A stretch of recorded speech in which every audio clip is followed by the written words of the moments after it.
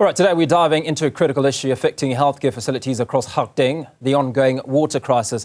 With the hospital struggling to maintain adequate water supply, the impact on patient care and hospital operations is becoming increasingly dire. Joining us to discuss this is Sonwabo Lindani, Acting Chief Director at Sedibeng Hospital. Thank you for joining us today. Now, can you describe the current state of the water crisis at Sedibeng and how it's affecting your daily operations? Good morning, Hugo, and let I pass my greetings as well to the viewers of Newzroom. Thank you so much. Indeed, water challenge, as you know, all health facilities, for them to run optimally, we need adequate supply of water in all facilities. Indeed, when there are challenges where there are water challenges or supply issues in our facilities, that totally impact directly in how we operate. In our theaters, in hand washing to prevent infections. In maternity, we use a lot of water. But yes, the good challenge or the good thing that we have done, I think as a department, even in Sedibeng, we do have backup tanks in case the municipality can supply us with adequate water. So immediately there are water challenges in any of our facilities. We default to our plan B, which is a backup tankers that we have in every facility.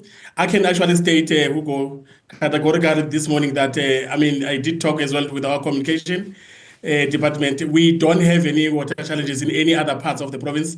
We did have little challenges in Gauteng Hospital in Sedibeng, but of course, when such challenges come, what we do then, we default to our backup mechanism, which is to use our backup tanks.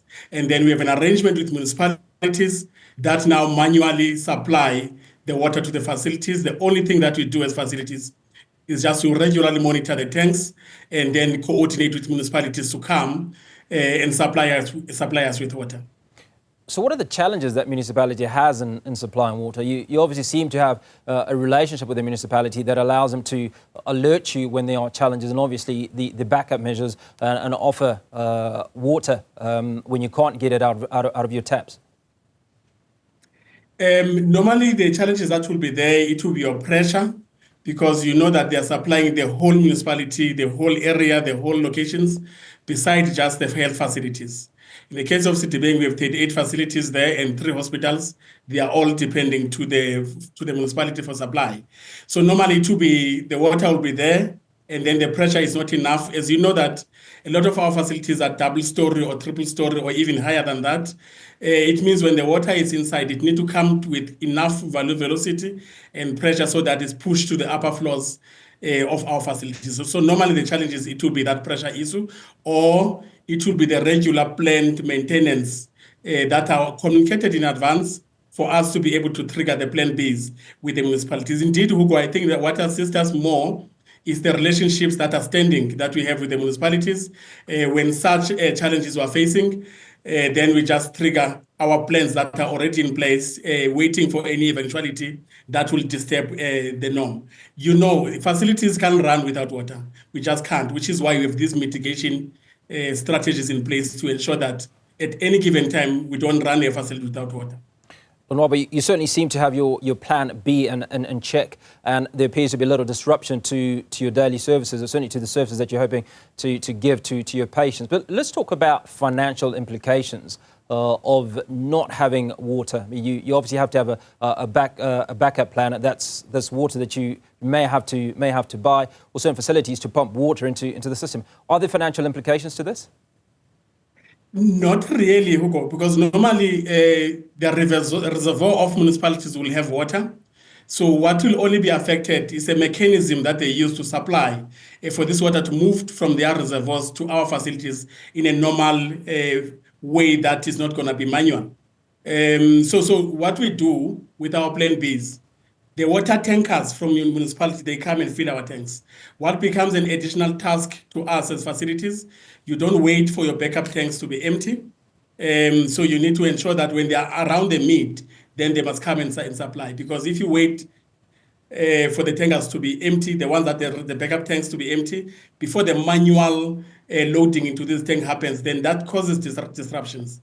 So municipality, because they have an obligation of supplying water to all people, including the facilities. So if their systems are disturbed, then we default to the manual ways of supply. So that doesn't come up with extra cost to us as facilities. You know that we are built on a monthly basis in line with the SLAs, all facilities. So the billing, it's the same as it happens to every person at home where you get your invoice. So we have a similar setup as well as health facilities. So there are no cost implications that are extraordinary to the norm. Now, in your conversations, are there solutions being considered to prevent these sort of crises in the future by the municipalities? We all know, Hugo, that the maintenance must happen on a regular basis. So such maintenance, when they come, routinely in our plenary meetings, then they will be called, we sit, and then we come up with mitigation strategies to close the gap. So indeed, if they don't maintain the system that is supplying water to every community member and every entity in the case of the hospitals, so at some point they will collapse. So it's acceptable, which is why we have these standing measures in place. And I must mention, though, that what the department has done, we've invested in a lot of boreholes so that we are able to supply and augment the municipality supply. So independently so, and I think you have seen such happening in some of our facilities that were covered as well in the mainstream media. So therefore, that's another avenue that we're exploring, we're using on our side. It actually assists us because now if you have a borehole in place, it means that supply, you control it, you manage it. It reduces now even the cost that you pay the municipalities for supplying these rates and services, including water. Sonwabo Lindani, Acting Chief Director at Sedibeng Hospital, just walking us through how they are dealing and certainly putting in stopgap measures as water shortages arise, courtesy of the local municipality. Thanks for your time.